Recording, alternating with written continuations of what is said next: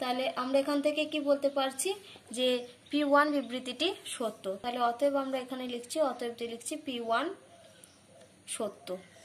একদম আমি শর্ট ফর্মে লিখে দিলাম, অতএব P1 সত্য। এখন আমরা কি ধরে নেব না n = m এর জন্য Pn বিবৃতিটি সত্য। তাহলে এখানে লিখছি, দেখো ধরি n = m এ Pn সত্য। তাহলে n = m এ যদি Pm সত্য হয় তাহলে এখানে আমরা কি লিখবে, অতএব P of m such that, তাহলে এখানে লিখছি দেখো P of m such that x⁻m minus y⁻m কমাতে লিখব x, যা এখানে লিখি x minus y দ্বারা বিভাজ্য। এটা যেহেতু আমরা ধরে নিয়েছি n = m এ Pn সত্য, তাহলে x⁻m minus y⁻m এটা কি হবে, সর্বদা x minus y দ্বারা বিভাজ্য। তাহলে এখন আমরা কার মান বের করব, নাও P of m plus 1 such that, তাহলে n এর জায়গায় আমরা কি পুট করব, m plus 1, তাহলে এখানে হবে x⁻m plus 1 minus y⁻m plus 1। তাহলে এটা আমাদেরকে কি ধরে দেখাতে হবে না এই রাশিমালাটা দেখাতে হবে আমাদেরকে x minus y দ্বারা বিভাজ্য। তো এখানে দেখো আমার এখানে একটা লাইন ক্যালকুলেশন করতে হতো, এটা আমি করলাম না। এখানে x⁻m minus y⁻m যা x minus y দ্বারা বিভাজ্য, তোমরা এর পরের ঠিক এইখানটায় লিখে নেবে, আমি এখানে লিখে দিচ্ছি। অতএব এখান থেকে আমরা লিখতে পারি x⁻m minus y⁻m এটা সমান আমরা লিখতে পারি k × x minus y। যখন আমরা দেখো 7 দ্বারা বিভাজ্যর অঙ্কগুলো করেছিলাম বা 576 দ্বারা বিভাজ্য, সেখানে আমরা কি ধরে নিয়েছিলাম, k × ওই রাশিমালাটা। তাহলে এখানে দেখো আমাদের বলা আছে যে x minus y দ্বারা বিভাজ্য, সেজন্য আমরা কি ধরে নেব, যে রাশিমালাটা দেওয়া থাকবে সেটা সমান k × ওই রাশিমালাটা। তাহলে এখান থেকে আমরা যদি যে কোনো একটা রাশির মান নির্ণয় করে নিই, তাহলে x⁻m এর মানটা বের করে রেখে দিচ্ছি। তাহলে x⁻m সমান আমরা কি লিখতে পারি, k × x minus y plus y⁻m। এই মানটা আমাদেরকে যেহেতু আমাদের পরে পুট করতে হয়, সেজন্য আমি এটা আগে বের করে রেখে দিলাম।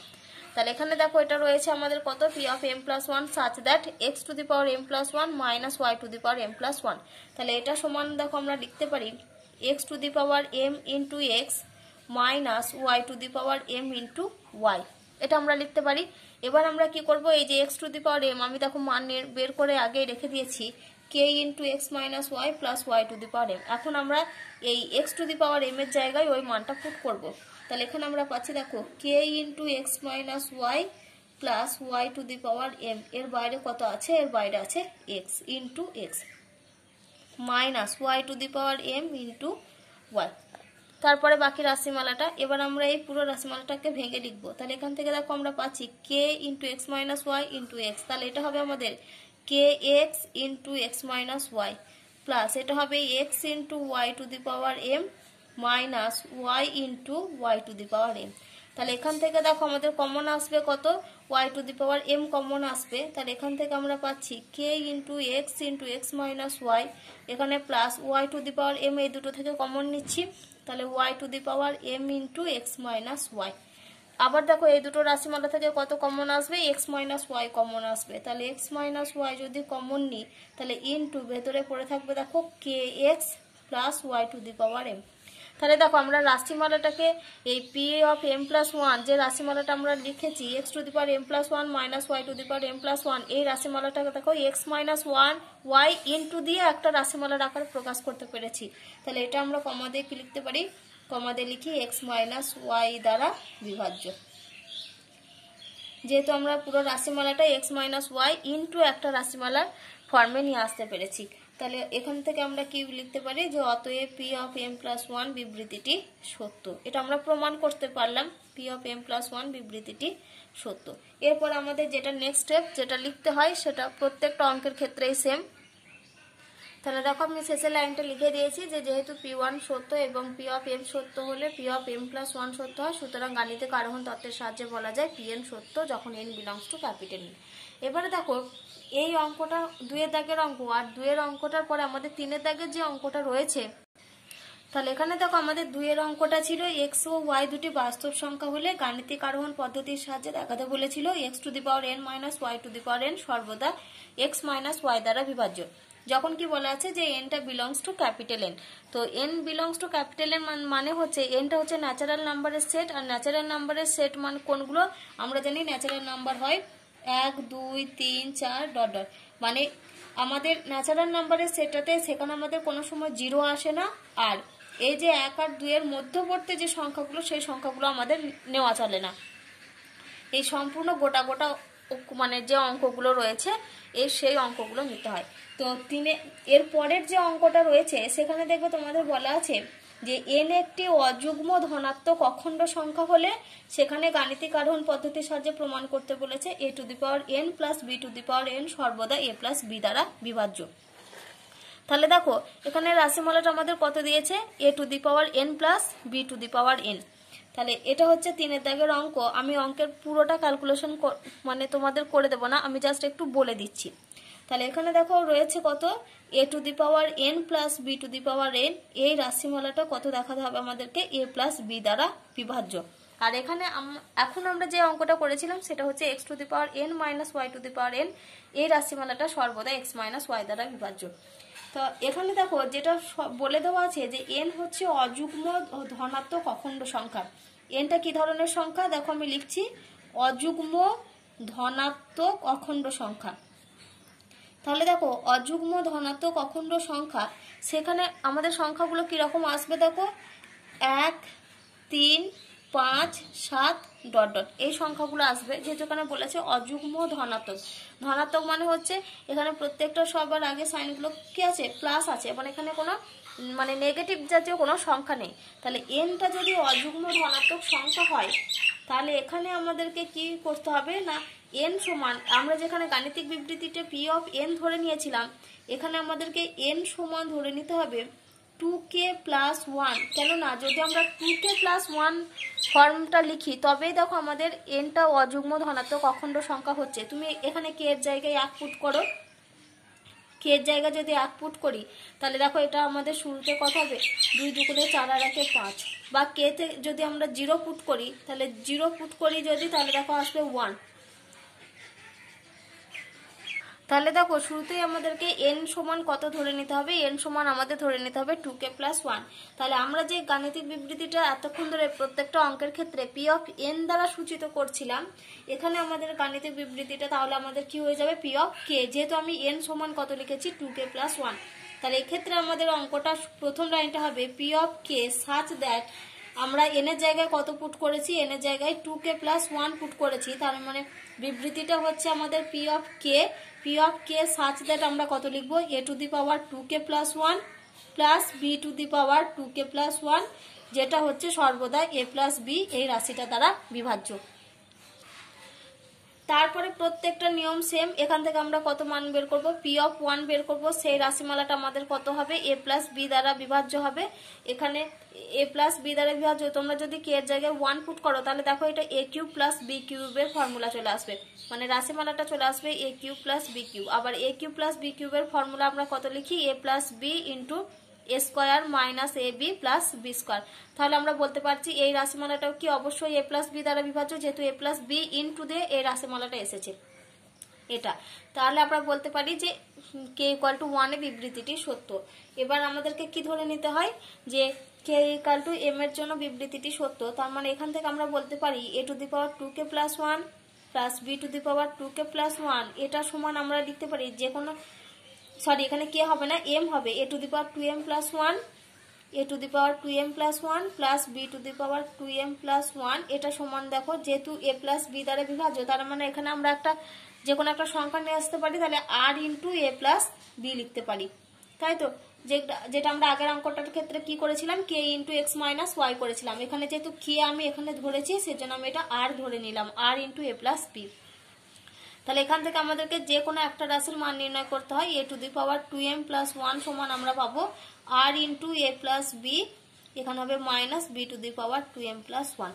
তাহলে এই এ to the power 2m plus 1 এর মানটা আমরা বের করে রেখে দিলাম। এরপর আমাদের নেক্সট স্টেপ কি করতে হয়, পি অফ এম প্লাস 1 এ ক্যালকুলেশন করতে হয়। তাহলে পি অফ এম প্লাস 1 এ তোমরা ক্যালকুলেশন করবে এই আগের অঙ্কটার মতো পুরো সেম অঙ্ক, যেহেতু শুরুটা একটু আলাদা হবে সেই জন্য আমি এটা বলে দিলাম। তো তোমরা এই অঙ্কটা নিজেরাই দেখবে করতে পারবে, তো নিজেরা করে নিও। এবারে দেখো আমরা 6 দাগের অঙ্ক করব। 6 এর অঙ্ক দেওয়া আছে যে 2 to the power n greater than n square এই অসমতাটা যদি সত্য হতে হলে n এর ধনাত্মক অখণ্ড মান নির্ণয় করো। তাহলে এখানে দেখো যে অসমতার যে রাশিমালাটা দেওয়া আছে যে 2 to the power n greater than n square, তাহলে এখানে আমাদের এই যে রাশিমালাটা সেটাই হচ্ছে আমাদের p অফ n। তাহলে এখানে দেখো p of n such that কত, এটা 2 to the power n greater than n square. এবার তোমাদেরকে এখানে কি বের করতে বলেছে দেখো, n এর ধনাত্মক অখণ্ড মান নির্ণয় করতে হবে যখন কি এই যে ইনইকুয়ালিটি বা এই যে অসমতার রাশিমালাটা দেওয়া আছে এই রাশিমালাটা যখন সত্য হবে। তাহলে এখানে দেখো আমাদের এখানে যেহেতু অখণ্ড মান নির্ণয় করতে হবে, মানে কোন কোন মানের জন্য এই ইনইকুয়ালিটি স্যাটিসফাইড হচ্ছে সে আমাদের মানসমূহগুলোকে নির্ণয় করতে হবে। তো শুরুতেই আমরা দেখো আগে প্রত্যেকটার মানে 1 2 3 এর যে ধনাত্মক অখণ্ড মান বলেছে সেই জন্য আমরা প্রত্যেকটাতে মানে P of 1 P of 2 P of 3 প্রত্যেকটা মান বের করে করে আগে দেখে নিই যে মানটা কত দূর পর্যন্ত সত্যি হচ্ছে। তাহলে শুরুতে আমরা কি কত মান বের করছি, পি অফ 1 সাচ দ্যাট, তার মানে দেখো 2 to the power 1 greater than n এর জায়গায় 1 পুট করি, তার মানে 1 এর স্কয়ার। তাহলে এখান থেকে আমরা পাচ্ছি দেখো 2টা গ্রেটার দ্যান অবশ্যই 1, তাহলে ইমপ্লাইজ দ্যাট কি পাচ্ছি এখানে 2 গ্রেটার দ্যান 1। তার মানে এটা কি, এটা তো অবশ্যই সত্যি কথা, তার মানে কি লিখি যে এটি সত্য, এখানে লিখছি এটি সত্য।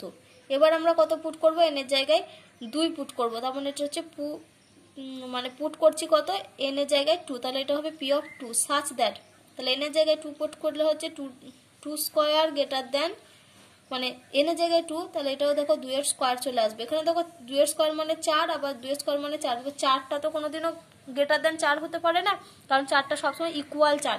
তাহলে এটা আমাদের কি হচ্ছে, এটা হচ্ছে সত্য নয়, তাহলে মানে এখানে আমরা লিখছি পাশে কমা দিয়ে সত্য নয়। তারপর আমরা পুট করব কত, পি অফ 3, মানে n এর জায়গায় 3 পুট করছি, তাহলে এখানে হবে এটা দেখো 2 এর কিউব গ্রেটার দ্যান 3 এর স্কয়ার, তাহলে 2 এর কিউব মানে হচ্ছে 8, 3 এর স্কয়ার মানে 9, তার মানে এটা হচ্ছে 8 গ্রেটার দ্যান 9। তাহলে এটাও কি আমাদের সত্য বেরোলো, এটাও আমাদের সত্য নয়, তাহলে কমা দিয়ে আমরা কি লিখবো, কমা দিয়ে লিখবো সত্য নয়। তারপরে কত পুট করবো, n এর জায়গায় 4, তাহলে পি অফ 4 সাচ দ্যাট এটা হবে 2 to the power 4 greater than 4 এর স্কয়ার, তাহলে ইমপ্লাইজ দ্যাট দিয়ে কত পাবো, 2 টু দি পাওয়ার 4 মানে হচ্ছে 16, তাহলে 16 গ্রেটার দ্যান 16, তাহলে 16 গ্রেটার দ্যান 16 এটা কোনোদিনও সত্য হতে পারে না, তাহলে কমা দিয়ে কি লিখবো, কমা দিয়ে লিখছি দেখো সত্য নয়। তাহলে পি অফ 5 বের করছি such that 2 to the power 5 greater than 5 এর স্কয়ার, আবার 2 টু দি পাওয়ার 5 মানে হচ্ছে 32, তাহলে ইমপ্লাইজ দ্যাট দিয়ে লিখছি 32 গ্রেটার দ্যান 5 এর স্কয়ার মানে হচ্ছে 25, তাহলে 32টা অবশ্যই 25 এর থেকে বড়, তাহলে পাশে কমা দিয়ে কি লিখবো, এটা হচ্ছে সত্য।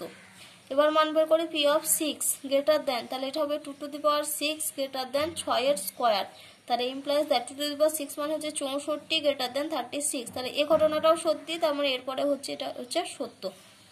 তাহলে দেখো আমরা এখানে দেখো যখন আমরা একে মান নিয়েছিলাম n এর জায়গায় 1 পুট করছিলাম সেটা আমাদের সত্য বেরিয়েছিল, বাকি দেখো 2 3 4 এখানে কিন্তু প্রত্যেকটাতে ঘটনাটা আমাদের মিথ্যা দাঁড়িয়েছে। আবার দেখো পি অফ 5 এর সত্য বেরিয়েছে, আবার পি অফ 6 এর সত্য বেরিয়েছে, তার মানে বুঝতে পারছি আমরা 5 এর সমান আর 5 এর বড় থেকে যে মানগুলো আসবে সেই ঘটনাতে এটা আমাদের সত্য প্রমাণ হবে। এবার আমরা কি করব, গাণিতিক আরোহণ তত্ত্বের সাহায্যে এটা প্রমাণ করব। তাহলে এখানে আমরা লিখছি যে ধরা যাক গাণিতিক বিবৃতিটি হচ্ছে পি অফ এন, আর পি অফ এন সত্য যখন কখন কোন কন্ডিশনে সত্য না, যখন হচ্ছে এখান থেকে আমরা পাচ্ছি যখন n গ্রেটার ইকুয়াল টু 5, তার মানে এখানে আমরা লিখছি দেখো ধরি এখানে আমরা পেলাম যে পি এন সত্য, বা এখান থেকে আমরা কি পেয়েছি দেখো যে পি এন সত্য যখন n এর মানটা কত পেলাম, n greater equal to 5, n greater equal to 5 এর প্রত্যেকটা মানের পর থেকে সত্য হবে। তাহলে এখান থেকে আমরা কি বলতে পারি, এখান থেকে আমরা কি পেলাম যে স্পষ্টতই P5টা সত্য পেয়েছি, P5 সত্য। এবার আমরা কি করব, এবার আমরা ধরবো যে PM সত্য বা n ইকুয়াল টু m এ বিবৃতিটি সত্য। তাহলে এখন আমরা লিখছি যে ধরি n ইকুয়াল টু m এ বিবৃতিটি সত্য, বিবৃতিটি সত্য। তাহলে n ইকুয়াল টু m এ যদি বিবৃতিটি সত্য পায় তাহলে আমাদের বিবৃতিটা কোনটা, 2 to the power n greater than n square, এটাই ছিল আমাদের বিবৃতি। তাহলে এখান থেকে আমরা কত পাবো, অতএব দিয়ে 2m গ্রেটার দ্যান, বা এখানে আমরা লিখি p of m such that 2 to the power m greater than M square, এটা আমরা পাবো। তাহলে এখন আমাদের কার মান বের করতে হবে? P of M plus one. তাহলে এখন আমরা লিখছি, দেখো এখন P of M plus one এর ক্ষেত্রে এখানে আমাদেরকে কি মানটা দেখাতে হবে? যে দেওয়া আছে আমাদের, দেখো 2 to the power n greater than n square, আমরা n এর জায়গায় m প্লাস ওয়ান পুট করবো, মানে আমাদের দেখাতে হবে 2 to the power m plus one এই ভ্যালুটা গ্রেটার দেন হচ্ছে m প্লাস ওয়ানের হোল স্কোয়ার। এই রেজাল্ট আমাদেরকে দেখাতে হবে যে 2 to the power m plus one greater than m plus ওয়ানের হোল স্কোয়ার।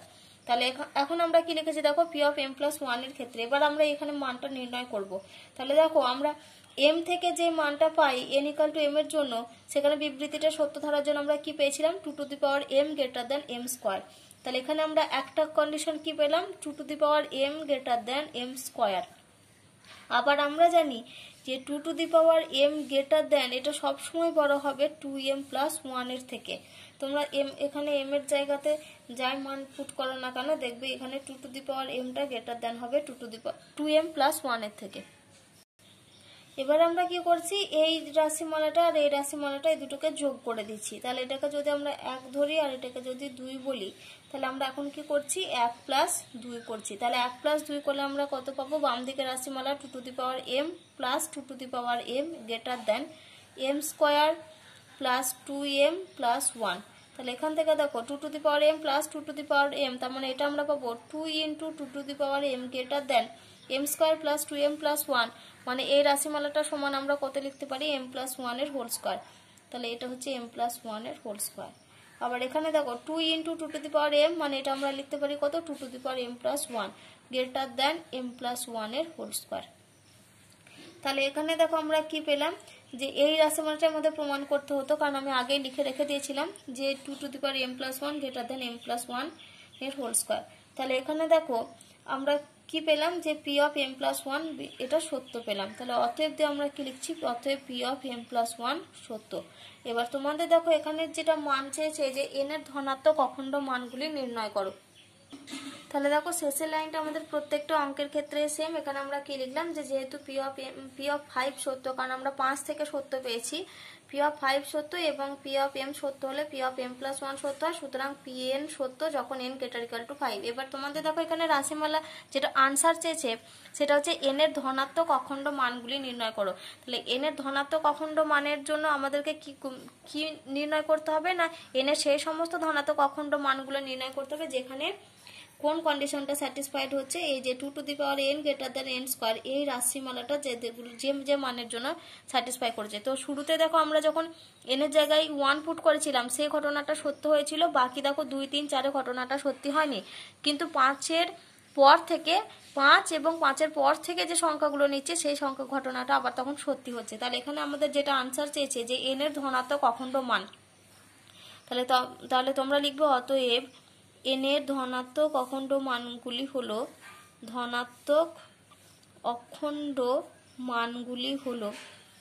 তাহলে n এর ধনাত্মক অখণ্ড মানগুলি কি হবে? একটা হচ্ছে n ইকুয়াল টু 1 যার জন্য ঘটনাটা সত্যি হয়েছিল, আর কমা দিয়ে কত হবে? n greater equal to 5। n greater equal to 5 মানে হচ্ছে nটা 5-এর সমান বা 5-এর থেকে বড়। যেহেতু আমাদের 5-এর সমানেও ঘটনাটি সত্য হয়েছে আর 5-এর বড়তেও ঘটনাটি সত্য হয়েছে, সেজন্য এটা আমরা লিখলাম n গ্রেটার ইকুয়াল টু 5, আর n ইকুয়াল টু 1-এ সত্যি হয়েছিল বলে সেজন্য আমরা লিখেছি n ইকুয়াল টু 1। তাহলে এখানে দেখো ঘটনাটা আমাদের সত্য হচ্ছে, মানে অসম্মতটা সত্য হচ্ছে কখন? না যখন আমাদের n এর জায়গায় আমরা যদি 1 পুট করি আর n গ্রেটার ইকুয়াল টু 5 এই দুটো কন্ডিশনে হচ্ছে স্যাটিসফাইড করছে। সেই জন্য এখানে ধনাত্মক অখণ্ড মানগুলি হবে n এর মান হচ্ছে 1 আর n এর মানটা হচ্ছে গ্রেটার ইকুয়াল টু 5।